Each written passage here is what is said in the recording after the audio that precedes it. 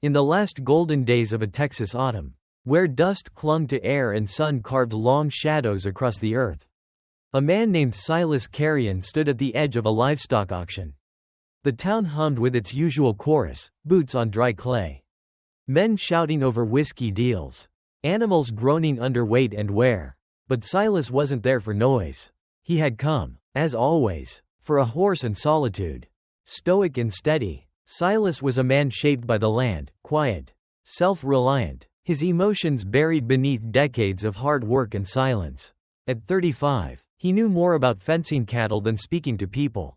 He preferred it that way. Until he saw her. She stood like a shadow behind the corral, a girl no older than 19. Hair tangled, dress torn, feet caked in the clay of too many yesterdays. A rope, worn and frayed, tied her wrist to the hand of a drunken man beside her. He didn't offer her name. Just a slurred pitch to the crowd. She don't speak, don't hear, but she works. Cheap. Laughter circled like vultures. No one stepped forward. Silas turned to leave. This wasn't what he came for. But as he moved, her eyes caught his, not desperate, not pleading, just a stillness, a gaze that mirrored something inside him he thought long dead. It wasn't noise or movement that stopped him. It was recognition. The drunk noticed. She goes with the horse. He barked. I ain't dragging her back. Not worth the dust on her toes. Silas hesitated, heart unfamiliar with this strange pull. Logic said walk away, but that look, silent, steady, asking nothing, tugged against something deeper. Without another word, Silas counted his coins into the man's hand. Enough for the mare, more than any man had ever paid for dignity. The girl stepped behind him instinctively when the drunk shoved the rope toward them. Silas caught it, then let it fall. He didn't need a tether. Neither did she. They walked through town in silence, the mare limping behind. At the wagon, she paused, unsure. Silas opened the back. She climbed in quietly, folding into a corner like someone who had practiced disappearing. But before he took the reins, he felt it, a light tug at his coat. Her fingers brushed his sleeve. Not to stop him, not to ask, just to connect. And that touch, that feather-light moment, said more than words ever could. As the wagon rolled away from the market town, no one looked back. Dust rose behind them, and silence stretched ahead like a promise. At the ranch, Silas expected hesitation, maybe fear, but the girl, Emmeline, he would learn, stepped down with the grace of someone who read the land with her eyes. She saw the house, the sky, the cattle scattered in golden light. She didn't flinch. She observed, as if this world, hard as it was, might just hold something better than what she'd known. Inside, Silas pointed to the kettle. She moved toward it without confusion. Later, he handed her a piece of chalk and pointed to the doorframe. Name, he said softly. She crouched and wrote, Emmeline. He whispered it aloud. Emmeline. It settled on the air like the first note of a song that had waited years to be played. The next morning, he found her in the stable with the injured mare. No words, no commands, just her hands, slow and certain, pressing cloth to wounds. She moved with instinct, not instruction. The horse stood still. Silas watched, stunned. In her silence, Emmeline carried more wisdom than any ranch hand he'd ever met. That day, he gave her simple chores. She completed each without being told twice, with a quiet focus that didn't need praise. And every evening, she left messages in chalk. Not full conversations, just fragments of life noticed.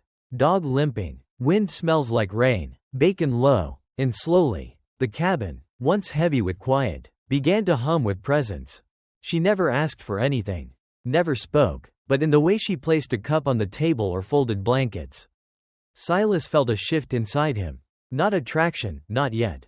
Something bigger, a sense that maybe, just maybe, life didn't have to be loud to be meaningful. And when the storm came, a Texas kind of fury, fast and fierce, she was the one who knew first. No thunder had rumbled, no cloud had cracked, but she came to him, barefoot and urgent, pulling his sleeve, pointing skyward. He hesitated. She pulled harder. Then it struck. Lightning split the air behind the barn. Fire bloomed in an instant. Had they stayed seconds longer, it would have taken them both. But Emmeline had known. That night, as they sat beside the fire, neither spoke. Silas looked at her hands, resting calmly in her lap, and understood. This girl the world called silent had heard something he had missed. A warning, a whisper inside the earth.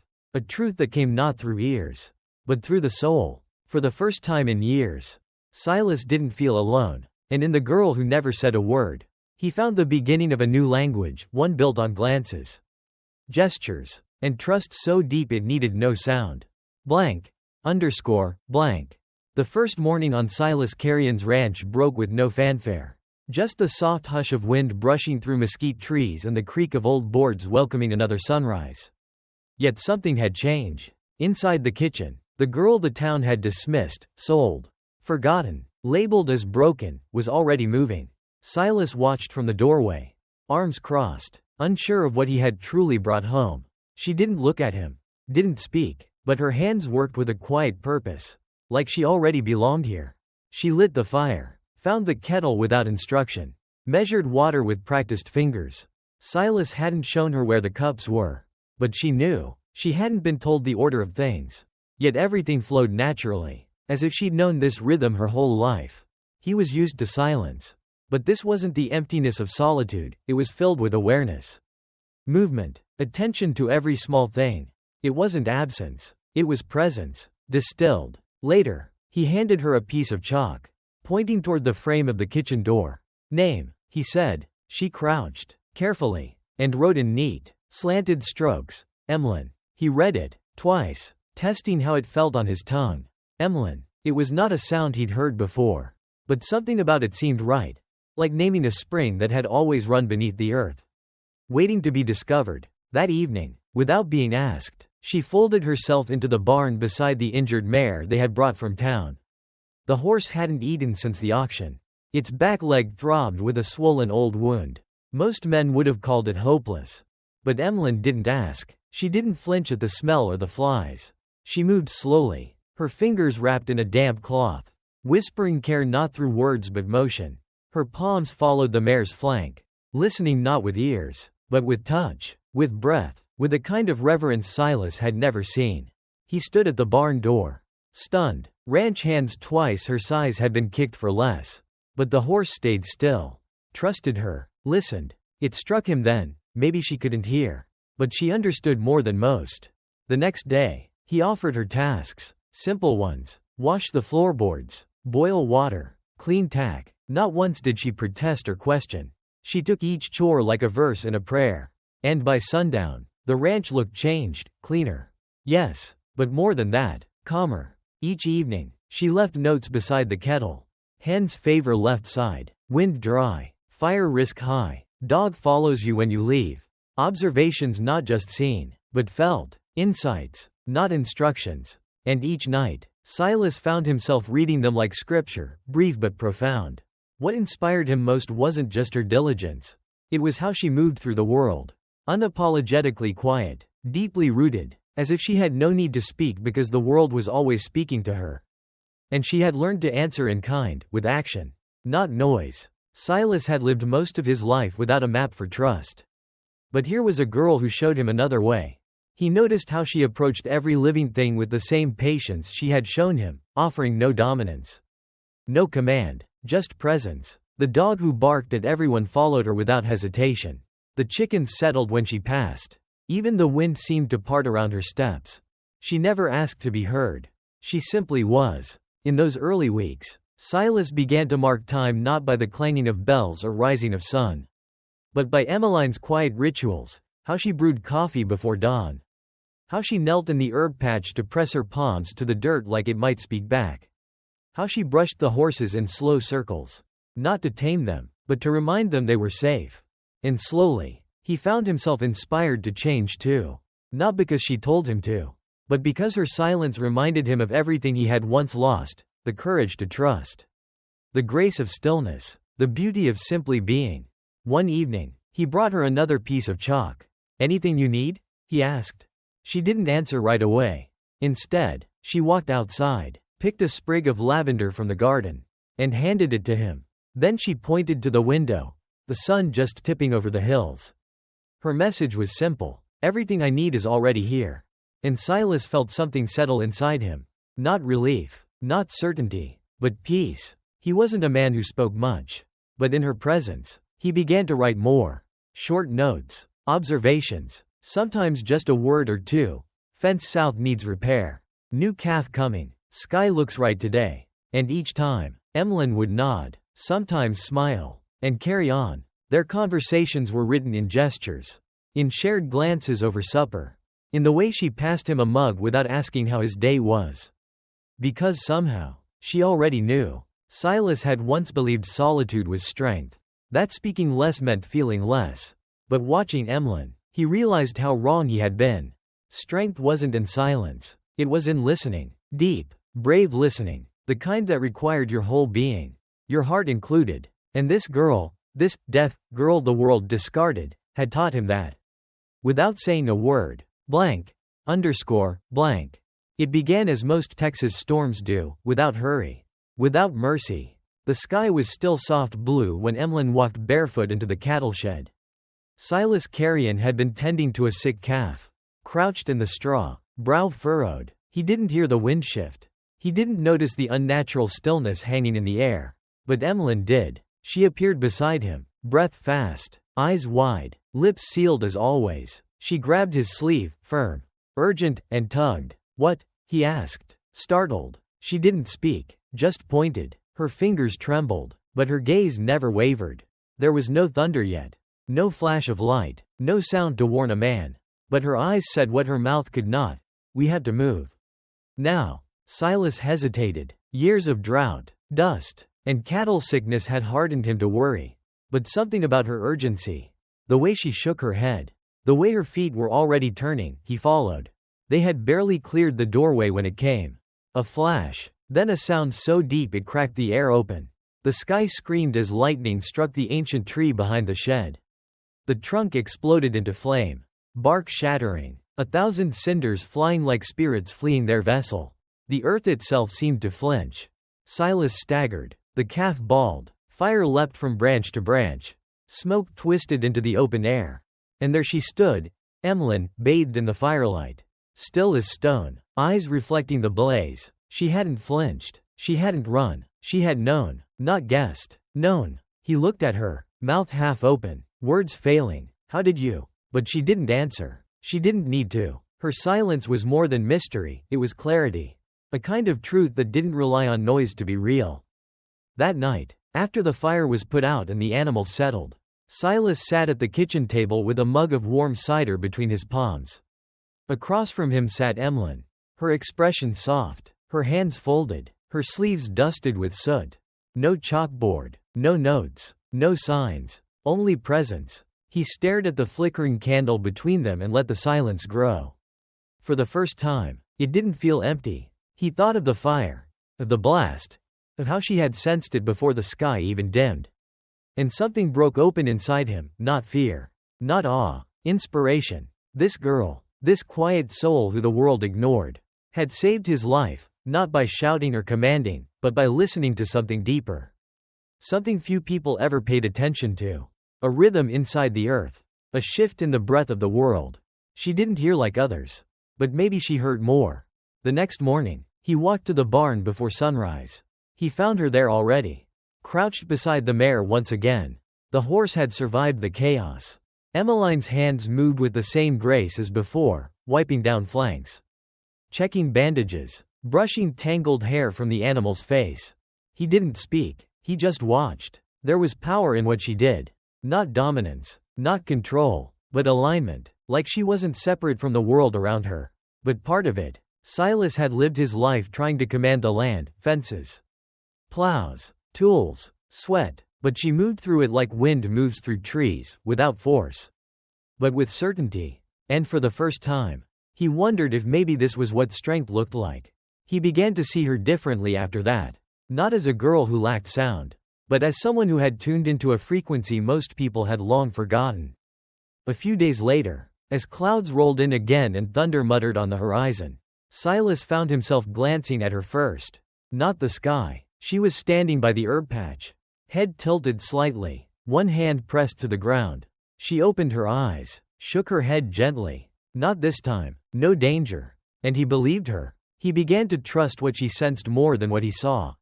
He asked no questions. He simply watched and learned. There were things she noticed no one else did. A change in the way the cattle moved. A stillness in the chickens before the wind changed. A scent on the air that made her eyes narrow just before the rain hit. One evening, as the last light slipped below the hills, Silas brought her a candle and a note. Just a few words, carefully written. "You see what I never did." She looked at it for a long moment. Then she nodded, not as thanks, but as recognition. She understood. From then on, the ranch changed, not because it became louder or fuller, but because Silas began to listen too. He walked slower, noticed more. He stood beside her when she knelt near a foal or pressed her fingers to the bark of an old oak. And he waited for what she might feel, waited for the world to speak in its own quiet way. And it did. The storms still came, the work was still hard, but Silas no longer faced it alone. Emmeline had given him something he didn't know he'd lost: the ability to hear life without needing words. Blank. Blank. Whispers began the way they always do, in kitchens, over fences, beneath porch roofs heavy with dust. At first, it was just unease, a passing comment, a sideways glance. "She stares at the cattle too long," someone said, like she knows things. But for Emmeline, nothing had changed. She still walked into town twice a week with her basket and her silence. She still nodded politely, stepped aside when others passed. She still moved through the world with quiet certainty, never asking to be seen. It wasn't her silence that unsettled them, it was the way she listened. Not with ears, but with her entire self. She noticed things others missed. Which cow would calve early? Which tree would split before the next frost? Which person carried sadness too deep to speak of? In a town where words were currency and noise was mistaken for meaning.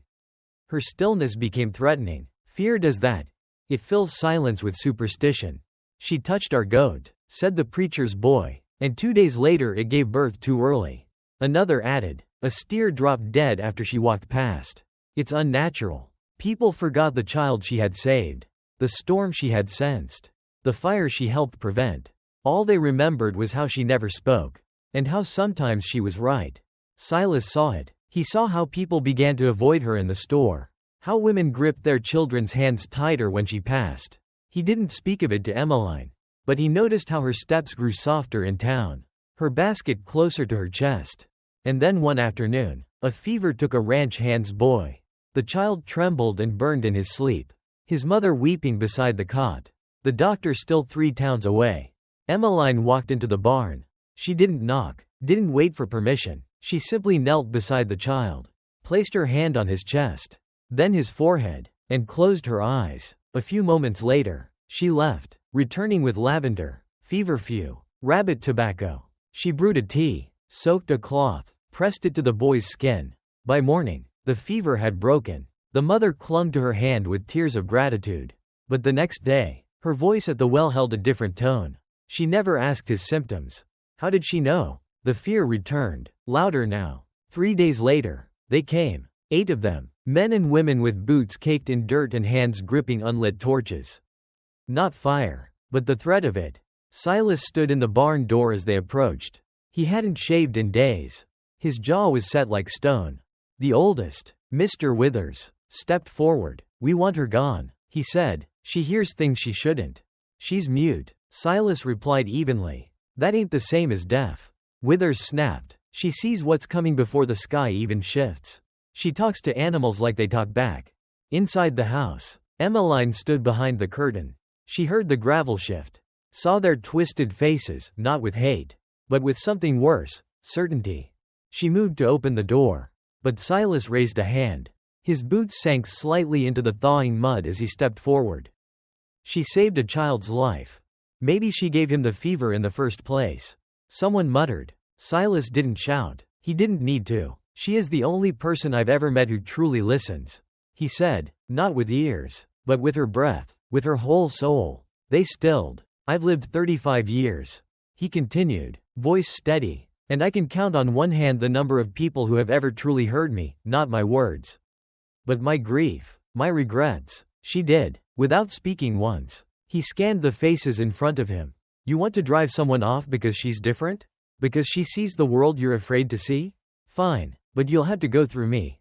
Mr. Withers opened his mouth, then closed it. No one moved. Slowly, one by one, They turned and walked away. The torches never lit, their boots heavier than when they'd arrived. That night, the ranch was silent but not still. Inside, Emmeline set a pot of cider on the hearth. Then sat beside Silas. She didn't write, didn't gesture. She just reached out and rested her fingers on the back of his hand. It wasn't gratitude. It wasn't apology. It was recognition. And Silas turned his palm upward, fingers gently curling around hers. They didn't need to speak. Because in that moment, what mattered wasn't what the world feared, it was what they believed. That silence could be powerful. That listening could change everything. That two people, misunderstood by the world, could choose each other anyway. Blank. Blank.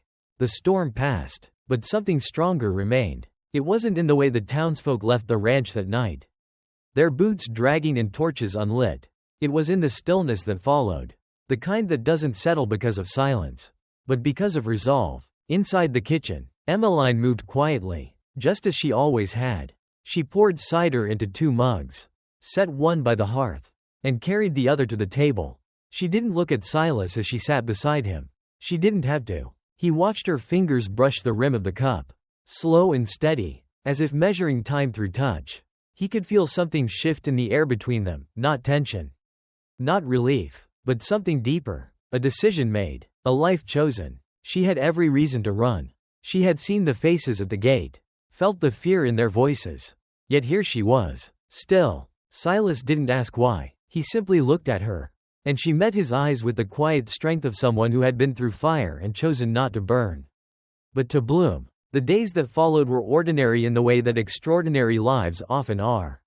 Each morning began with coffee already brewing when Silas stepped into the kitchen. Emmeline's handwriting, small and slanted, appeared on the chalkboard. Today will be calm. I feel it. And it was, not because the world softened, but because she had taught it how to listen.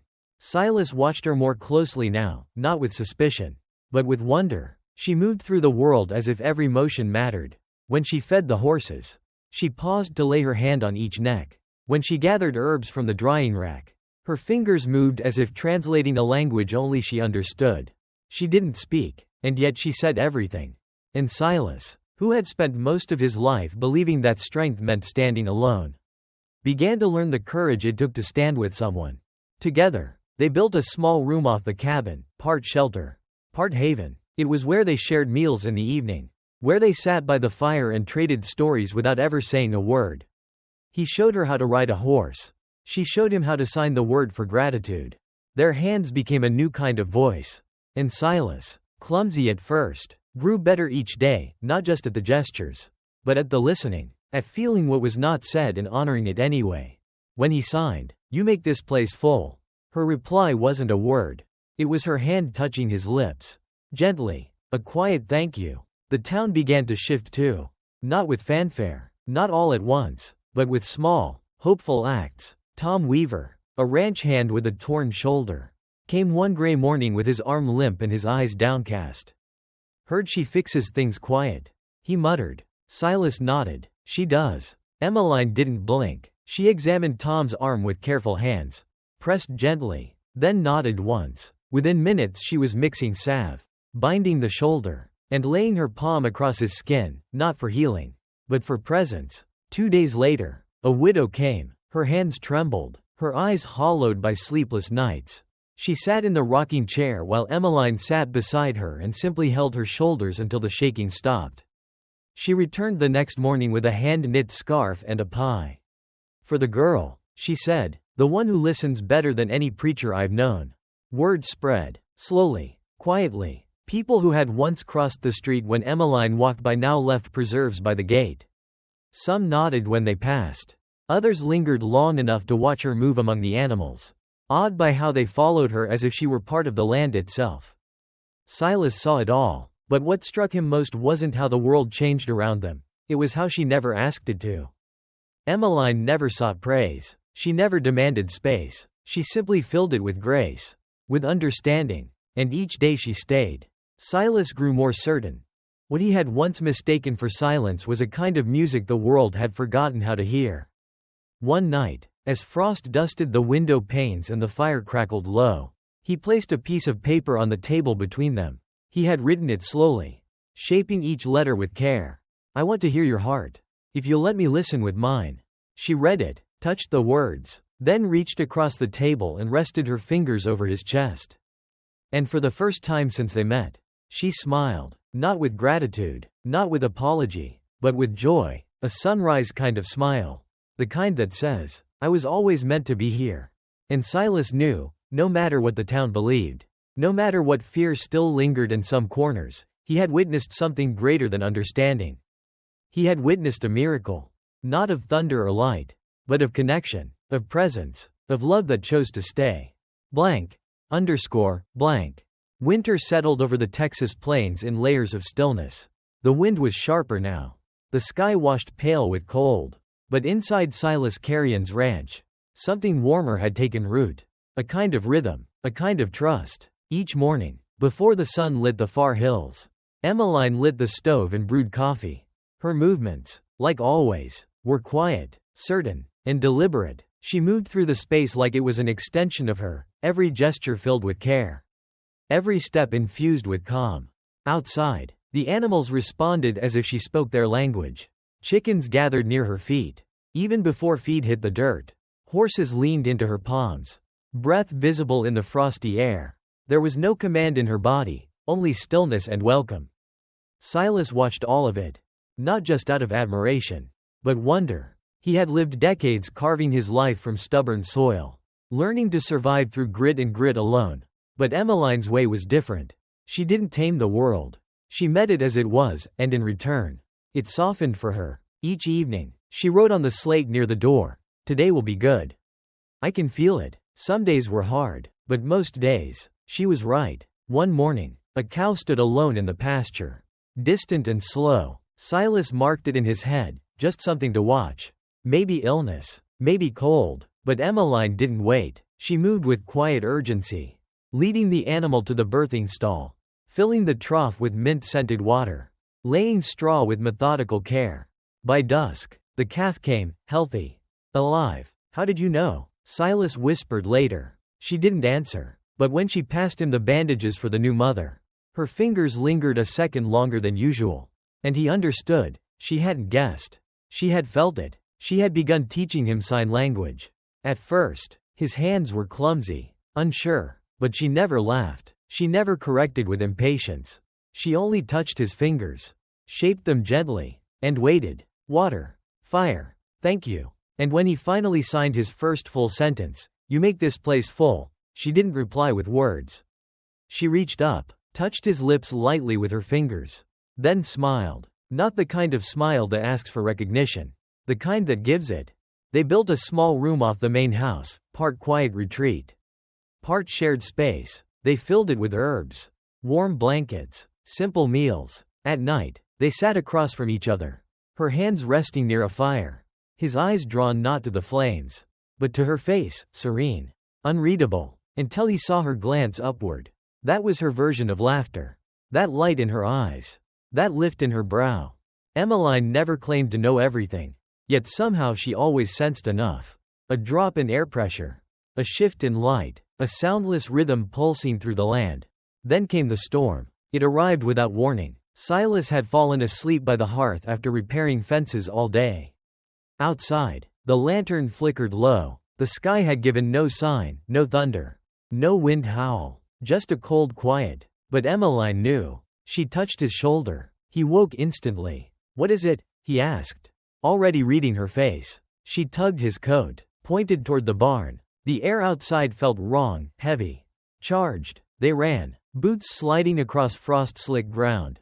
In the barn, the horses thrashed. Panic surged in their movements.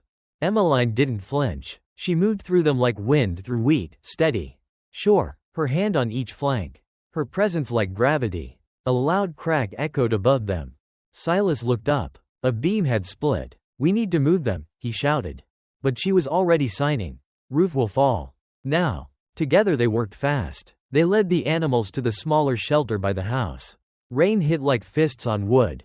Just as the last horse cleared the doorway, the barn collapsed. Timber crashed. Sparks spat. Silas turned. Emmeline stood still, soaked, breathing hard, but calm. She didn't tremble. She didn't scream. She had known. Back inside, Silas wrapped her in a blanket and sat beside her. His hands were shaking, but her eyes were still. He took a breath, then slowly signed. "You belong to this land." She didn't respond right away. Then, gently, she placed his hand on her chest, over her heart. And for the first time, he felt it, the rhythm she had always listened to. The pulse that guided her through storms and silence. It wasn't magic. It was something older than that. Something truer. She didn't need to hear the world the way others did. She felt it with her breath, her bones, her heart. And now, Silas did too. Blank. Underscore, blank. The silence on Silas Carrion's ranch no longer felt like absence. It felt like listening. Everywhere Emmeline stepped, something responded. The chickens shifted to make space for her feet. The horses leaned into her hand as if she anchored them. Even the wind seemed to hush when she passed.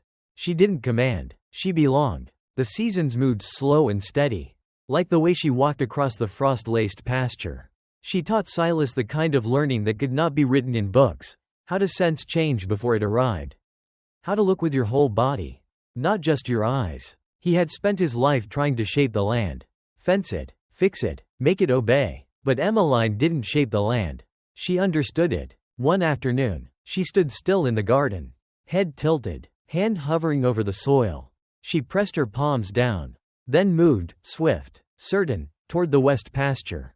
"A cow's in trouble," Silas said instinctively, already grabbing his coat. He didn't ask how she knew anymore. They found the animal collapsed beneath the old cottonwood. Its leg was pinned under a fallen branch. Still alive but panicked. Emmeline moved gently. She touched its muzzle, whispered not with sound but breath. Then she knelt and pressed her palm against the ribcage. Calm settled. Silas and Tom Weaver cut the branch. The cow rose, injured but saved. No one asked questions. They simply watched her, and the longer they watched, the less they spoke, because something about her silence, her awareness, asked nothing but offered everything. The townsfolk, once wary, now approached with caution wrapped in respect. First, it was Tom, then the widow, then others, people with sore backs, sleepless nights, tired children. They didn't come with demands. They came because she listened when no one else could. Emmeline didn't speak. She didn't promise. She simply moved with her steady grace. Her fingertips offering what words never could: comfort, presence, a kind of knowing that made people feel seen. And slowly, they began to believe. One morning, Silas found her surrounded by children in the garden. They weren't asking questions. They were watching, quiet, curious, and still. She showed them how to tell the difference between a frightened rabbit and a brave one. She placed a hand on a tree trunk and closed her eyes. "Listen here," she signed, and a few of the children touched the bark. Their eyes widened. "I feel it," one girl whispered. That was the magic Emmeline gave, not spells or chants, but permission to feel. They built a bench under the cottonwood tree behind the house. Each evening, Silas and Emmeline sat there, shoulder to shoulder, mugs of tea in their hands. He sometimes played the harmonica. She closed her eyes and swayed, not to the sound but to the rhythm carried through the air. It wasn't music she heard, it was meaning. Their love didn't need declarations. It grew from soil and weather, and the small kindnesses passed without fanfare. Then one late afternoon, with the wheat glowing amber and the air thick with dusk, Emmeline turned to him. She had learned a little speech by then, not much. Just enough to shape her lips around words. Most days she still used her hands. But this time, she spoke. "I do not need sound," she whispered, voice trembling and beautiful. "Only you." Silas blinked, breath caught in his chest. And then, without hesitation, he nodded. "I hear you," he said, voice rough with emotion. "Always have." They sat like that until the last light slipped from the hills. The next morning, new children came from town. Emmeline stepped to the wooden slate beside the cabin door and wrote. As she did every morning, "The day will be kind. I feel it." No one asked how she knew anymore. They simply believed her. Blank. Underscore, blank. The snow came slow, like a breath held too long. Soft flakes drifted across the ranch, laying quiet over fence posts and rooftops. The land didn't seem asleep, it felt like it was listening. Emmeline stood outside the barn, her coat dusted white, her hands bare as she pressed her palms to the snow-covered earth. Behind her, Silas watched from the porch. He didn't call out. He knew by now that she was not just standing, she was sensing. It had been years since she first arrived with dust on her feet and silence in her throat. Since then, the ranch had changed, but so had he. Not loudly, not suddenly, quietly, steadily, like dawn creeping over frozen ground. Together, they had built a life not shaped by convention but by rhythm. There was no need to mark anniversaries. They measured time in seasons. In storms weathered side by side. In glances exchanged while watching new colts rise on wobbly legs. In the way her hand would always find his without needing to be asked. Most mornings, children arrived from town, not because they had to, but because they wanted to. They came for something they couldn't name, but could feel: peace. Emmeline taught them with her hands. Her presence. She didn't scold. She didn't instruct. She demonstrated. She showed them how to wait for trust from a skittish animal instead of demanding it. How to recognize the flick of a rabbit's ear or the ripple in a horse's breath. She taught them how to listen with their whole selves. And when they finally understood, she smiled, not for them, but with them, as if to say, yes, you found it, that quiet truth inside all things. Silas built a second bench under the cottonwood tree, just big enough for two children to sit and learn. He watched them as they watched her. Some days, he joined them. Some days, he simply listened. That was what Emmeline had taught him best, not how to speak, but how to hear what mattered. One stormy night, a boy from the hills went missing. 7 years old, one boot found by a tree line. Panic spread like wildfire. The church bell rang. Men shouted. Mothers cried. Silas grabbed his coat, but Emmeline was already kneeling in the snow. She pressed both palms to the ground, then her forearms. She closed her eyes. A moment passed. Then she stood, pointed west. No words, just knowing. Silas followed, and behind him, others followed too. They walked for miles, over frozen creek beds, through cedar groves, until they found the boy curled beneath a bent tree. Ankle twisted, cheeks wet with tears. Emmeline ran. She checked his leg, brushed the snow from his face, wrapped him in her shawl. When they brought him home, no one asked how she knew. They didn't question her anymore. They called her the girl who listens with her heart. That winter, the town softened. The whispers faded. The old suspicions were replaced with fresh loaves on the porch and warm scarves handed over fences. People didn't come to be cured. They came to be seen. Emmeline didn't fix what was broken. She reminded people they weren't. In return, they brought their children, their questions, their thanks. She wrote on the chalkboard each morning, "Today will be kind." Some days it was, some days it wasn't, but the belief in her words was enough to carry them through either way. Years passed like petals falling. The ranch grew quieter, but never lonely. Silas moved slower now, his hair silvered, his hands stiffened from years of work. But he still rose early, still chopped wood, still poured 2 mugs of tea each morning, one for her, one for him. One evening, as the sun lowered behind the hills and the fields turned gold with fading light, Emmeline laughed. It wasn't a loud sound. It was a ripple of joy, deep and real, shaking her shoulders, lighting her face like morning. Silas turned, surprised, and then he smiled, a soft, knowing smile. He kissed her temple gently. They stood there, looking out at the land they had come to know, not just through labor or survival, but through love, quiet and whole. No one told their story. It didn't need to be told. It was in the way the children gathered each spring, in the herbs that bloomed in the garden, in the horses that came when she lifted her hand, in the air itself. Their story was not about words. It was about presence, about listening, about choosing to stay. And if you ever find yourself in a place where the wind moves slow and the grass seems to hold its breath, you might hear it too, not with your ears, but with your heart. Because some love stories are not shouted. They are lived.